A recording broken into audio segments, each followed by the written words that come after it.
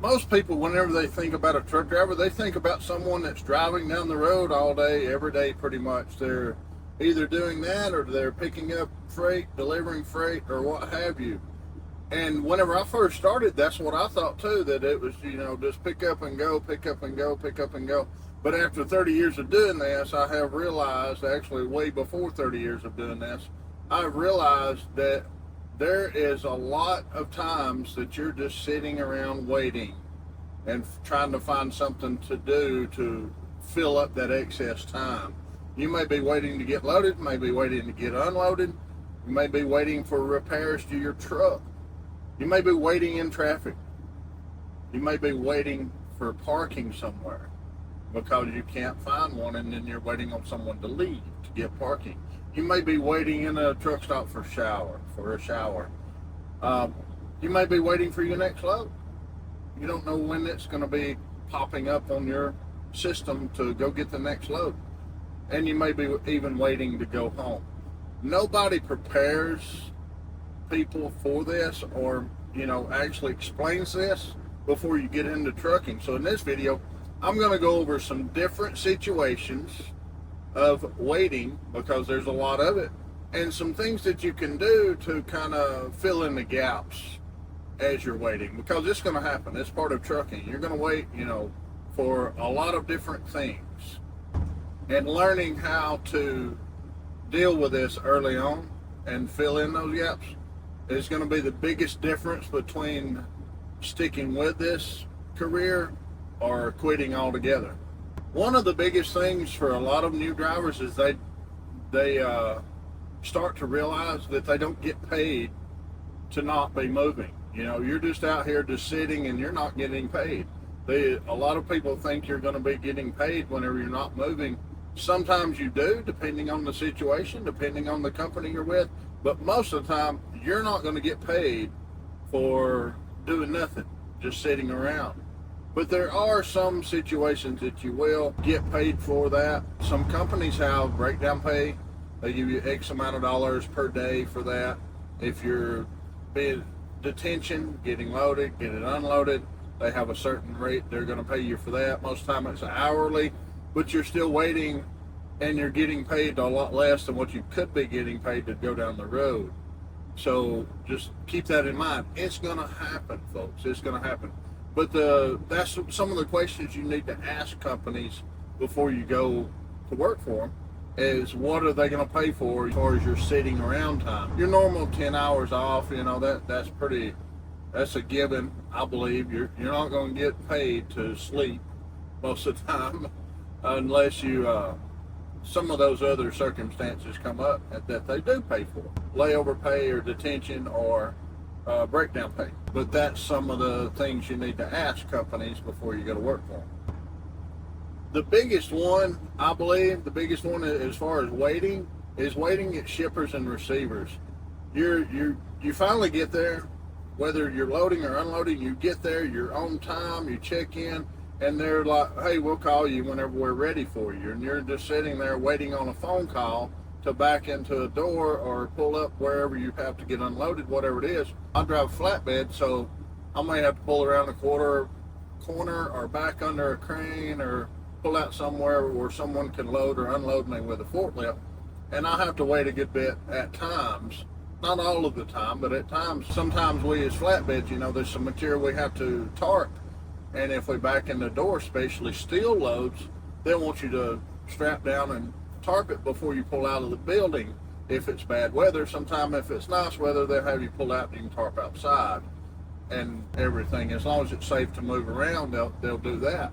But you get to shippers and receivers and you're just constantly waiting on things, whether it be another driver or someone to unload or load you. You're in line.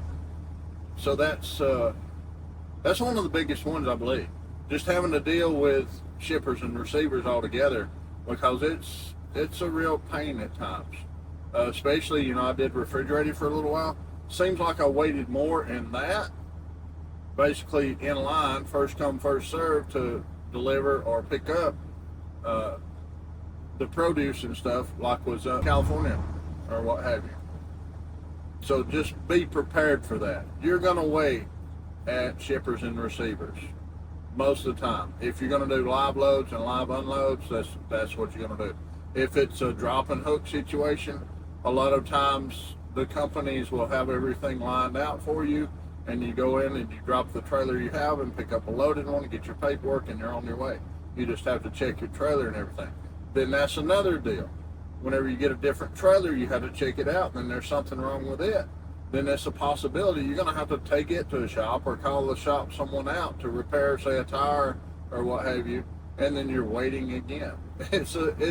This is a big waiting game. We always make a joke. Some of us drivers is like, hurry up and wait. It's like they want you there to just constantly on time or early and all of this stuff.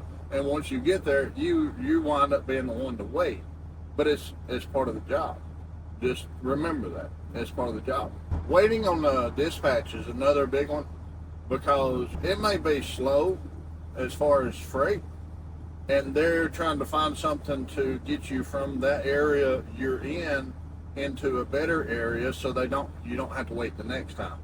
So sometimes it's to your advantage to have to wait a little bit for dispatch, especially if they're trying to find a load to get you out of there to another good area, so then you don't have to wait as much. But most of them they're either planning ahead, or as far as loading you or pre-planning you ahead, or they're planning ahead to try to get you to a better place where they can pre-plan you on that one the next time. And that's worth waiting on a lot of times, especially whenever freight is slow. That way you're not just constantly waiting every load. You don't want to have to constantly wait every load. So that's one thing you need to check with companies that you're applying for or that you're with, that how steady of the freight do they have, how good are their contracts, and all of that good stuff. Because you wind up waiting all of the time and between loads to get to your next one, and that's not good. That's not good at all. I mean, you're going to have to occasionally, but you don't want to have to do it all the time. It becomes really not to your advantage to be driving for them, to be blunt. So you may want to think about that. Because if you're going to be waiting all the time at this company, and then you can go to another one, I'm not saying job hop at all, but, look at the big picture before you get into these companies. Look at the big picture, what they actually have, and how much their drivers are waiting. That may be another good question you could ask before you go to a company. How much do their drivers wait, especially newer drivers?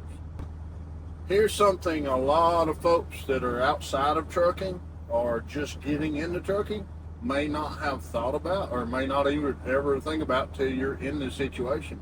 Whenever we get stopped at night, or like I'm stopped on the 34, I'm sitting here at a Love's truck stop. Sometimes at night, you're going to have to wait in line to get a shower. Thankfully, they have apps now that you can basically get in line. You don't even have to leave your truck. Used to, you'd go in the truck stop and just kind of linger around in there, and there'd be a bunch of people in there just kind of lingering around waiting on your shower. Who's next? You'll have to get in line sometimes, or sit there and wait on someone's laundry to finish, because they don't have a big laundry facility here. And they do have laundry, but you'll have to wait in line to get your laundry done, or for you to do your laundry, and then you got to sit there and wait on it. You got to be right there with it, because you don't want somebody to just throw your stuff on the floor. I've never seen that happen, but anything's possible. Sometimes you get in a line to get fuel, and they're like, one at the pump, and then another one, and then there's like one pumping and two more in front of you before you even get there. You could do an easy 30, 45 minutes there waiting to get fuel, maybe even longer at some of these places. It gets kind of ridiculous at times, waiting on, in line, because they're so busy. These companies get big discounts at certain places, and all of them get the discount at the same place, seems like, so they send all of their trucks there. There's a few of them I won't go to, just in general, just because of the area, and they're like really busy. One of them I can think right off is Tacoma, Washington. It is ridiculous. There's Love's there. It's ridiculous trying to get in and out of there. I won't even go in there off of the interstate because it's so busy all of the time.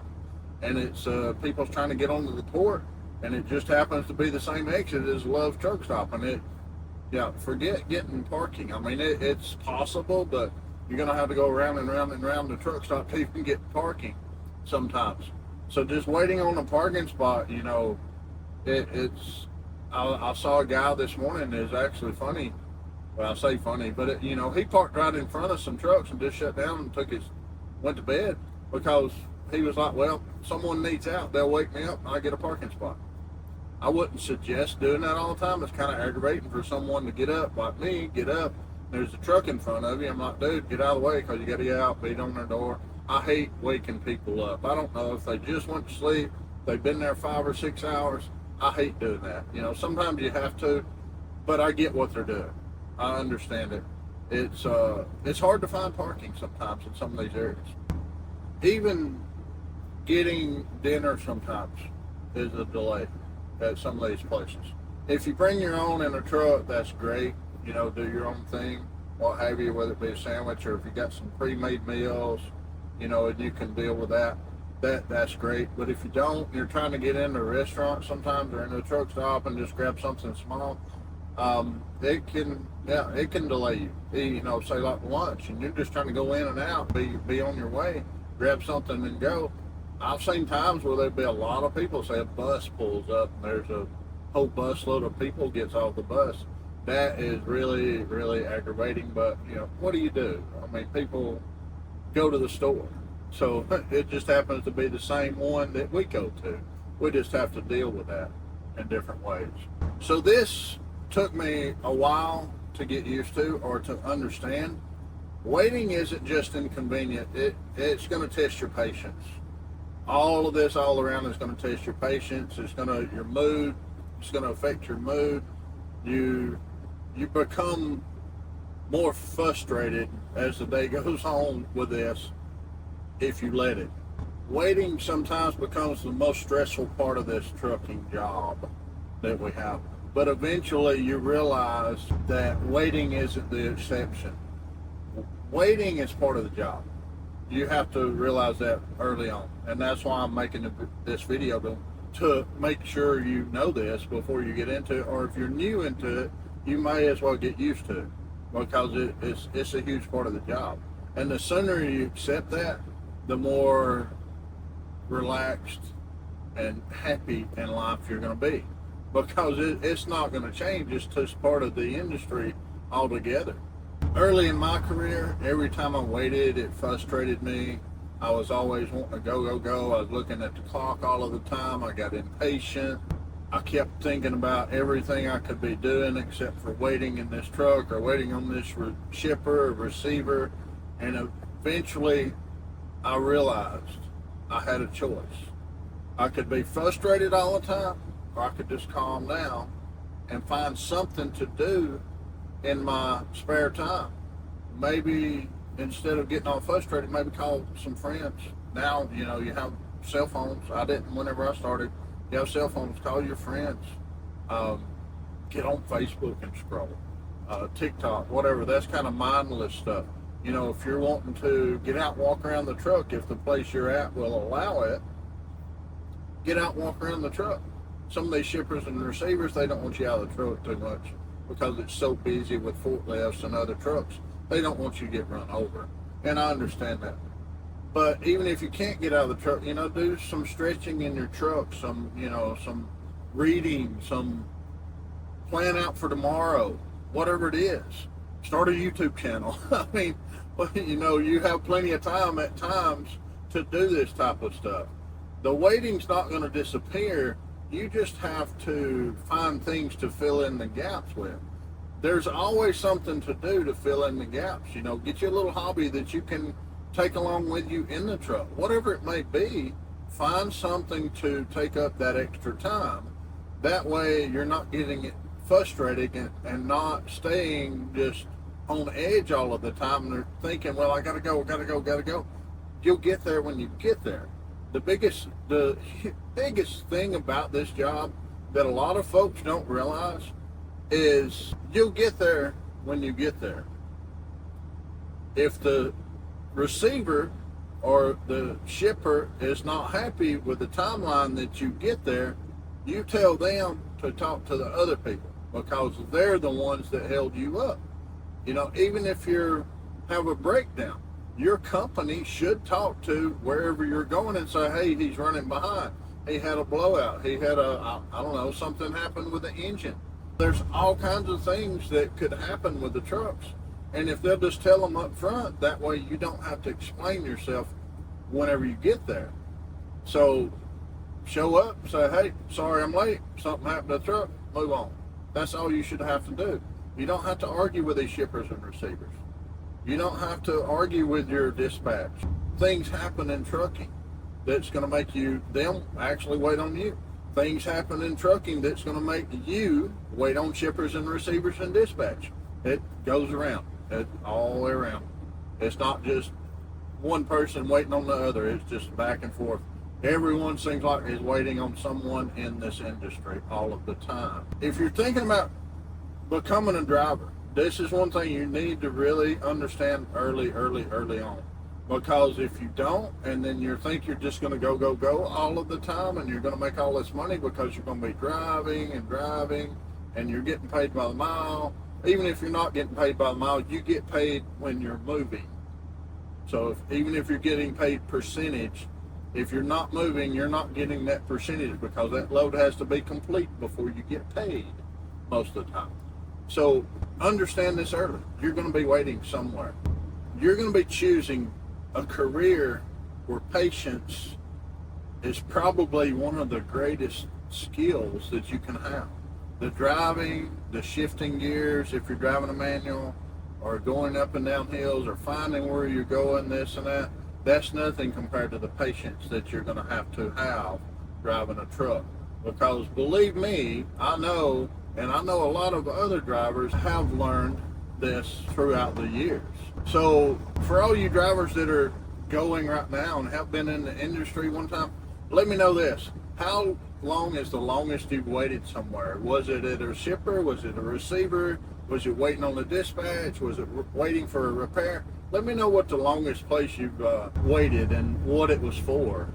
That I'm sure there's going to be some interesting stories in this. I've got a ton, and not enough of time to tell them on any video. It would be extremely long, because there's been a lot of wait times and a lot of long deadheads also. I appreciate you watching, and if you would subscribe, like this, share this, and I'll see you in the next video.